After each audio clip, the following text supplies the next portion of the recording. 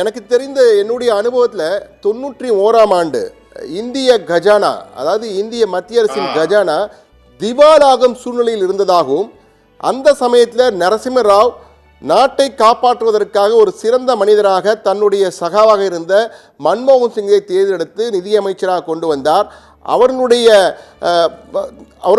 அவர்களுடைய புத்திசாலித்தனமான ஒரு முடிவு தான் எல்பிஜி, லிபரலைசேஷன், பிரைவேட்டைசேஷன், குளோபலைசேஷன், தாராளமயமாக்கல், தனியார் மயமாக்கல், உலகமயமாக்கல்.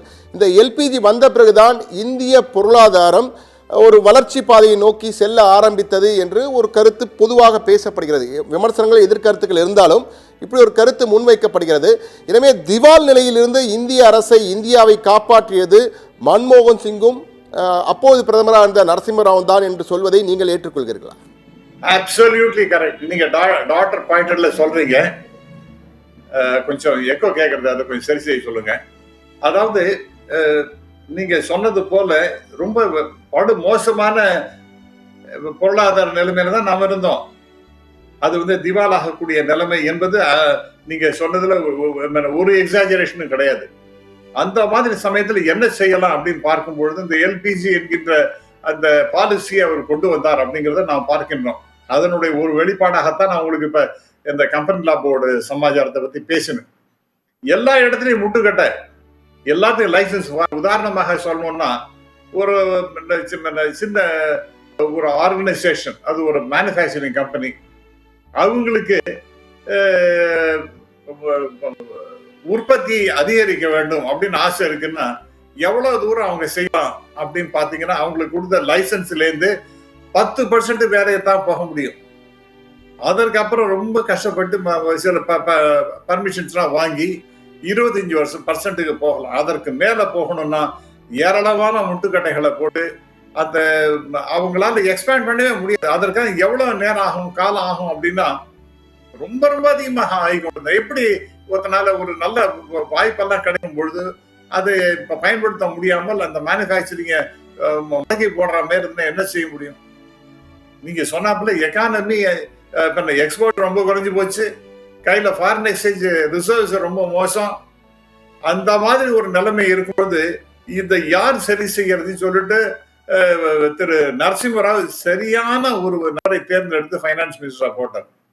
அதுல நீங்க சொன்னது போல எல்பிஜி மேல சில வேறுபாடுகள், சில பேருக்குள்ள கருத்து வேறுபாடுகள் இருக்கலாம். ஆனால் அந்த opening out of the economy, that was the turning point for the development of Indian economy அப்படிங்கிறதுல ஒரு விதமான சந்தேகமுமே கிடையாது. அதற்கு இவர்தான் காரணம். பிரதமராக மன்மோகன் சிங் இருக்கும்போதுதான் இந்திய அரசின் ஜிடிபி இரட்டை இலக்கமாக 10 தாண்டியது என்ற ஒரு கருத்தும் வைக்கப்படுகிறது. எனவே அவருடைய கொள்கைகள் அந்த காலத்திற்கு சரியாக இருந்ததா, இல்லது தொடர்ந்து அந்த கொள்கைகளை பயணிப்பதுதான் சரியாக இருக்கும் நீங்க நினைக்கிறீங்க? ஒரு பொருளாதார, ஏன்னா அவரும் ஒரு பொருளாதார அறிஞர், நீங்களும் ஒரு பொருளாதார மேதை என்பதால் அந்த கருத்தை முன்வைக்கிறேன் சார். என்னது டாக்டர் மன்மோகன் சிங்கோட கம்பேரே பண்ண முடியாது. அவர் இன்கம்பேரபிள் பர்சன். நம்ம ஒபாமா எப்பேற்பட்ட தலைவர் அவரை அட்ரஸ் பண்ணும்பொழுது குருஜி என்றுதான் அட்ரஸ் பண்ணுவார். அப்ப உலக பிரச்சனைகளுக்கு, பொருளாதார பிரச்சனைகளுக்கெல்லாம் தீர்வு காணுவதற்கு சரியான ஒரு நபர் யாருன்னா அது டாக்டர் மன்மோகன் சிங்னு ஒபாமா போன்ற மிகப்பெரிய உலக தலைவர்கள் தான் அங்கீகாரம் கொடுத்திருக்கின்றார்கள். இப்ப நீங்க சொன்னது போல இந்த 2009 அந்த சமயத்துல உலக பொருளாதாரம் அப்படி தத்தளித்து போயிடுச்சு. நாம் சொன்னது 1991 அந்த சமயம். அது நம்ம இந்திய பொருளாதாரம் அவ்வளவு மோசமா இருந்து அதை தூக்கி நிறுத்தினதுங்கிறது டாக்டர் மன்மோகன் சிங், அதுல ஒன்றும் சந்தேகமே இல்லை. இவர் பிரைம் மினிஸ்டர் ஆன பிறகு 2008-09 சமயத்துல உலக பொருளாதாரம் தத்தளித்து கொண்டிருந்தது. பாதிக்கப்படாமல் இருப்பதற்கு முக்கியமான காரணம் யாருன்னு பாத்தீங்கன்னா அது டாக்டர் மன்மோகன் சிங் தான். அவருடைய அந்த பீரியட்லயும் கூட 5%, 6% அந்த மாதிரி இருந்தது.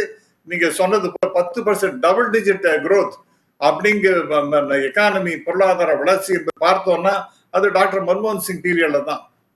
அதெல்லாம் கன்சிஸ்டன்டா அது அப்படியே இது கொண்டே இருந்தது அப்படிங்கறதையும் பார்க்கின்றோம்.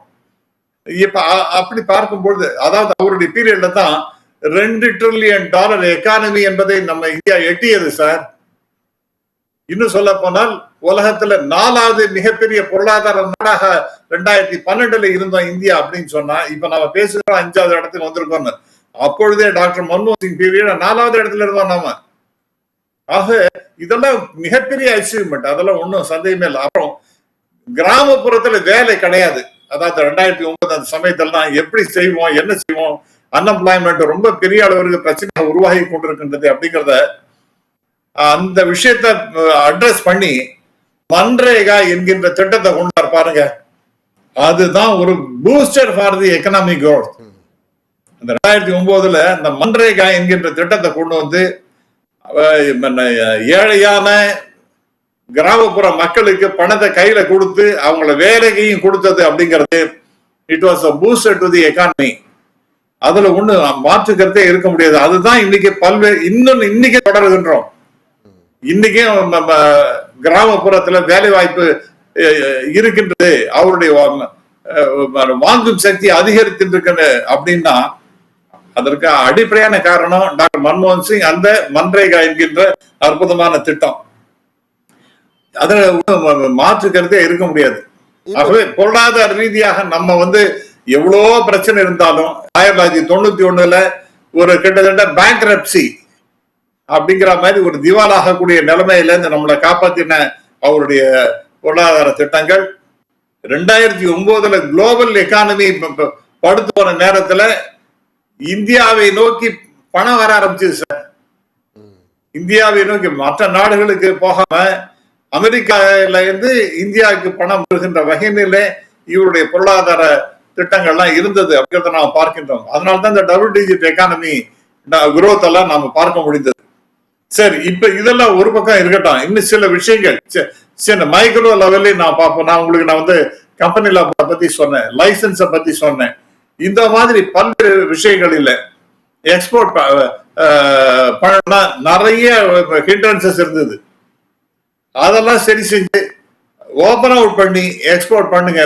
இந்த அதுலயே லைசன்ஸ் ராஜ் இருந்தது, இதை எக்ஸ்போர்ட் பண்ணலாம், இதெல்லாம் இம்போர்ட் பண்ணக்கூடாது. அதுக்கு அதாவது கண்ணாமனா ரேட்லாம் இருக்கும், 360% எல்லாம் இருக்கும் சார் இம்போர்ட் பண்ணினா. அப்பெல்லாம் அந்த மாதிரிலாம் பண்ண முடியாதுன்னு ஒரு யூனிஃபார்மா கொண்டு வந்து ஒரு ரீசனபிளா கொண்டு வந்தது அப்படிங்கிறது டாக்டர் மன்மோகன் சிங் பீரியட்ல தான். அதனாலதான் நம்முடைய எக்கானமி இம்ப்ரூவ் ஆச்சு, எக்ஸ்போர்ட்ஸ் அதிகமாச்சு, இம்போர்ட்ஸ் எல்லாம் தேவையானதெல்லாம் நமக்கு வரக்கூடிய நிலைமையில ஏற்படுத்துது அப்படின்னு பாத்தீங்கன்னா டாக்டர் மன்மோகன் சிங்குடைய காரணம். நிச்சயமா சார். பொருளாதாரத்தை ஒட்டி நமக்கு மின்சாரம் தேவை. இன்னைக்கும் கூட நிறைய ஆய்வுகள்லாம் வருகின்றன. நியூக்ளியர் பவர் அப்படிங்கிற அந்த நியூக்ளியர் பவர் வருவதற்கு அடிப்படையான காரணங்கிறது டாக்டர் மன்மோகன் சிங்.